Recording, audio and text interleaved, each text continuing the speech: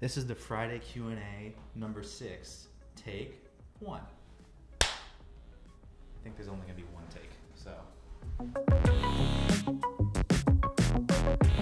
Hey everyone, welcome to the 6th episode of the Friday Q&A. I remembered this time, finally. It's been like 4 episodes since I've remembered. Thanks for being here. I have with me... Aaron. Please introduce yourself. Aaron Bilcom. I'm one of our technical designers. Been here since mid-February. It's been a little while since I've talked to you guys, so hopefully I got some interesting things to share this time. Yeah, the last time people saw you was when you revealed modularity. Yes, which I think you may be seeing a little more of in the not-too-distant future. Yes. But that is for another video. Okay, cool. So let's answer some questions. I try and pick questions that are relevant to certain members' interests. So this also sort of sheds some personality on you. All right, throw it at me. Okay, the first one. This is a very serious question. I hope you're ready. Okay. This is from Shackled Coast 14, and they ask, "This is a serious question. I need to know the answer to. Does System Era come together to form one dank, huge meme lord like the Power Rangers?" I mean, obviously, right? Yes. What else do you call Astroneer? Yeah, we've been seeing a lot more memes popping up since we started streaming and being on camera more. And if you want to see those on a daily basis, you can join our Discord. I'll put a link in the description. But yeah, we are totally. I wouldn't necessarily say Power Rangers. I feel like there's a better. I think Astroneer is straight voltron. Okay. Yeah. Right. Exactly. I think that analogy is a little better. But we do form together on the daily and meme it up. Okay. Cool. Question 2 comes from Mate Varga. Are you planning base buildings with interiors, or do you want to stick with a flat open layout? Would be so cool to put some hydroponic flowers near my bed. Smiley face. Yeah. So this is going all the way back to the first set of concept art. That I think some of that is actually been public, but yes, there's, I think, part of the core space fantasy that we have. You imagine that you've got these kind of impromptu, lightweight structures, and that's kind of been at the forefront of our minds this whole time, and it's just been something we've been kicking around and trying to figure out the best way that we can introduce it.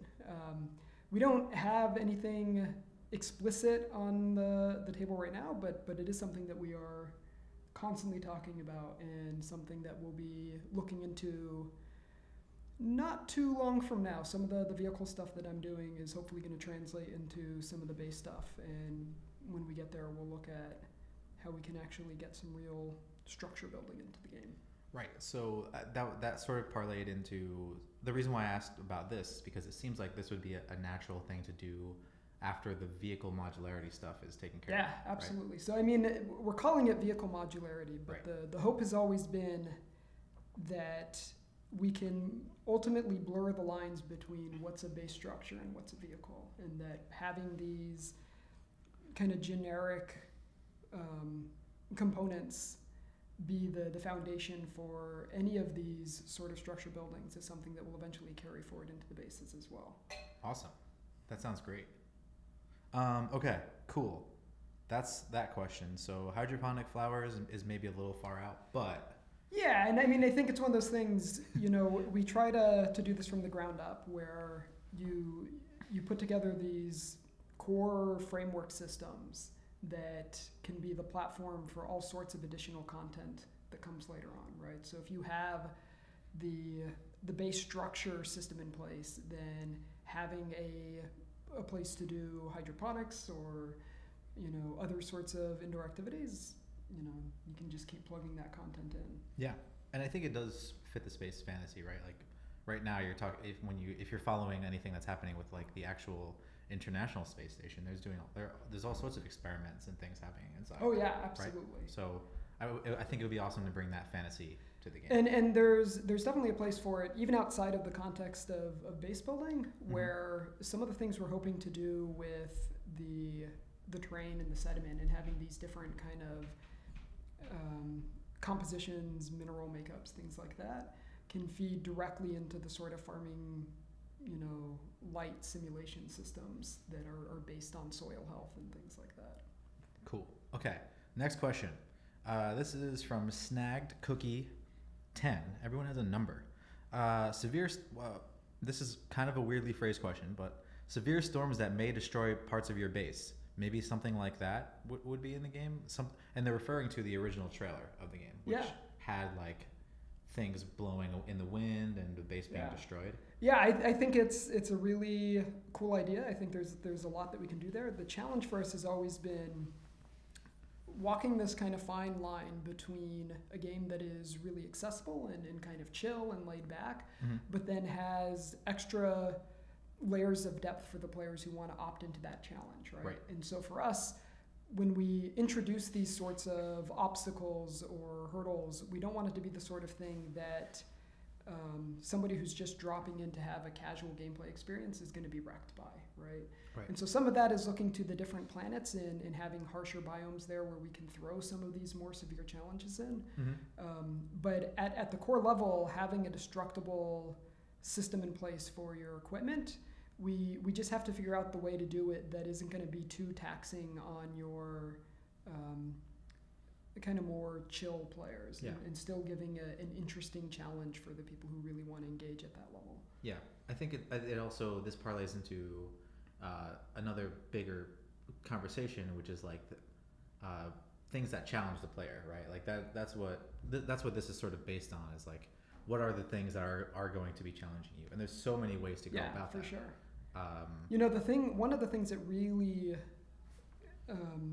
I found compelling about Astroneer, even before I started working here, was compared to all of the other survival crafting sandbox games out there, Astroneer was the first one that I played that had this entirely opt-in difficulty curve, where, with the exception of the storms, which you tend not to see for upwards of 15, 30 minutes after playing, if you just do nothing when you get out of your pod the first time in a new game, you're fine. Nothing's going to hurt you, right? But the minute you start to step away from that safe zone, you start being confronted with more and more severe challenges. And I think being in control of that challenge as a player is just a really powerful experience, because it's not just a dynamic difficulty curve, and it's not one that's kind of hidden. It's one that you have the direct reins over, and you can at any moment say, how much challenge do I want to confront right now, right? Versus how much do I want to just kind of coast. You could just stay on the surface of the planet and never go underground and never have to deal with gas bags or spikers or anything like that. You can stay on your tether lines and you'll never suffocate. Right. But you can just as easily, go off on a marathon run and try to get some resources on your limited tank timer, right? So that's just a balance that we absolutely want to continue to maintain as we add challenge. But challenge is definitely something that we want to inject more of into the game. Cool. All right, I think we've thoroughly answered this question. The next one is, and this one's directly related to you. This is from Bobby Bobbinson, who asks, are you going to make having a caravan of rovers less rage-inducing? 100% yes. Without going into too much detail, we don't want to steal our thunder on the upcoming video with the vehicle stuff. One of the big pieces of the new vehicle system is exactly this, and making a system for having these caravans that's more stable, more controllable, and I think it's actually turning out to be more fun. So yeah, for sure. From what I've seen so far, without ruining it much, from what I've seen so far, you won't have any rage-inducing moments. How about that? No, and so one of the coolest things about it is you can still get yourself into situations where you're, flipping over your caravan or jackknifing or whatnot, but it always happens because you did something obviously stupid. Right. And so when you try to go over a mountain or something. Right. Or if you try to, do a super tight turn with a really long chain, right? You're going to flip yourself. But you don't feel like it's unpredictable anymore, right? It's you always understand what happened to get you into that situation, and then you can use that knowledge to get yourself out again. Cool. Okay, this is the last question of this week. And I know this one's also kind of near and dear to you. This is from Catboy Gaming, who asks, are you guys interested in coming to the Nintendo Switch? You know, the reality is we're still a pretty small team. We have limited resources, and we have our two lead platforms right now that we're pretty much 100% focused on delivering the best experience possible for both Windows and Xbox One. Our long-term plan, obviously, is to get this game in front of as many players as we possibly can, and that means bringing it to as many platforms as we can. But in the short term, we're pretty dedicated to the two platforms we have. I think that's it. I think that's it for this episode. Okay. Thanks so much for being on it. Yes, thanks for bringing me in. You'll probably catch more Aaron next week on the vlog to talk about some actual modularity stuff. Yes. To get some actual concrete visual references. So yeah, stay tuned for that. Thank you so much for watching.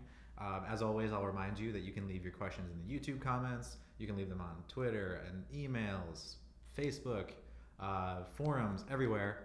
We all look at them and we look at the best questions that we want to answer. And I've been sort of thematically setting them up so that way each episode has like similar-ish things.